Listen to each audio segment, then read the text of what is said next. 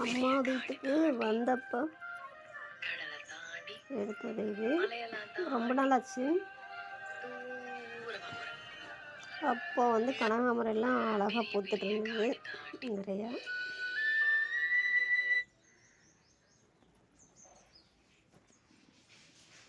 இங்கேருந்து ஊருக்கு போனோடனே அது அப்படியே பசப்பாக பார்க்க அழகாக இருந்ததா, அதனால தான் அழகுத்தது. இனி நம்ம தோட்டத்துக்கு போய் பூ பறக்கிறத வீடியோ எடுக்க போகிறோம்.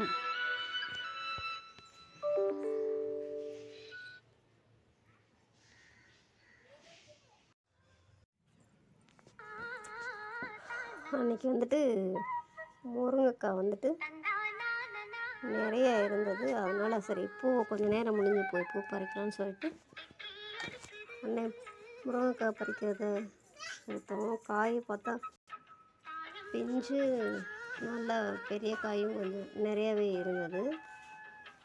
நாங்கள் வீட்டு முன்னாடி தகரம் போட்டிருக்கோம். அது செட்டு மேலே அண்ணன் ஏறி பறித்தாங்க. நல்லா காய் நல்லா சூப்பராக இருந்தது, பச்சை பசேல்னு. அதனால் காயை பறிச்சுட்டு தான் போகணும். நீங்களே பாருங்கள்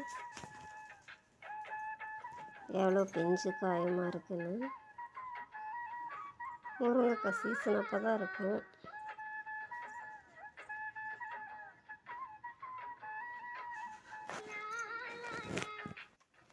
அண்ணன் எதுக்கு வீடியோ எடுக்கிற அப்படின்னு சொல்லிட்டு இருந்தாங்க. நான் யூடியூப்பில் போடுறேன் அப்படின்னு சொன்னேன்.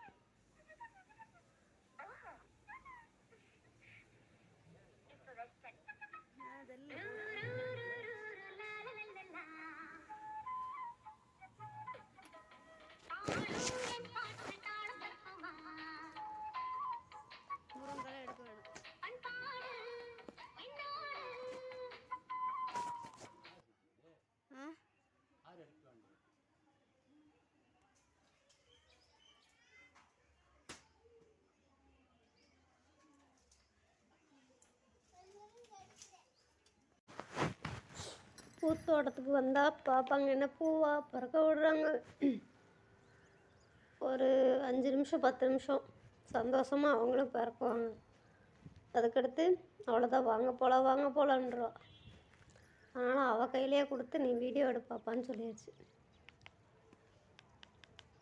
இது எங்கள் பாப்பா எடுத்த வீடியோ தான். அந்த பூவெல்லாம் நிறைய தான் இருந்தது. பக்கத்து வீட்டுக்காரங்க அண்ணன் தோட்டத்தில் தான் பிறக்கிறோம். ஏன்னா இங்கே எங்கள் அண்ணங்க இதை பிறக்கியாச்சு.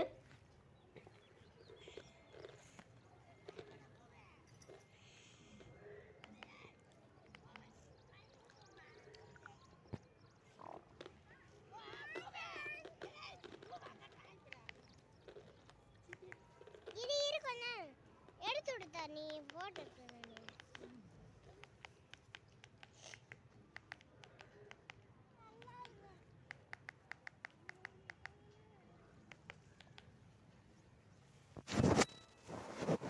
ஒரு வழியை எப்படியோ பறிக்க முடிச்சாச்சு.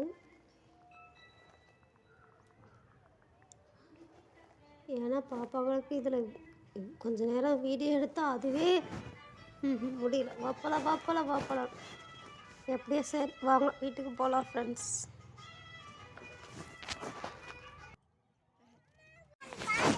வீட்டுக்கு போகிற வழியில தான் பெரிய மரம் ஒன்று இருக்குது. அதில் பாருங்க எவ்வளோ பசங்க ஆடிட்டுருக்காங்க.